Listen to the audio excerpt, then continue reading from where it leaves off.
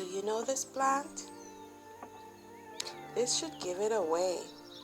Yes, so that's bitter melon, the fruit there on there. And so this vine, yes, it is a vine. It is called Cerassee or Cerassee.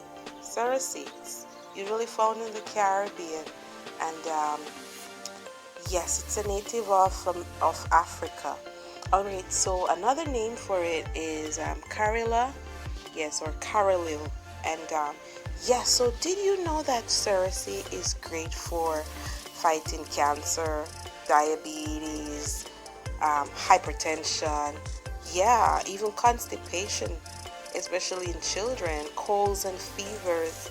It's packed with vitamins A and C, along with iron, magnesium, calcium, phosphorus, and other minerals. Cerassee is used as a tonic, a blood thinner. It's also used, we can drink it as a tea. It's very bitter, and it's a digestive and great support for your bones. Did you know? Thanks for watching. Be sure to like, share, comment, subscribe, and follow us on all our social media platforms.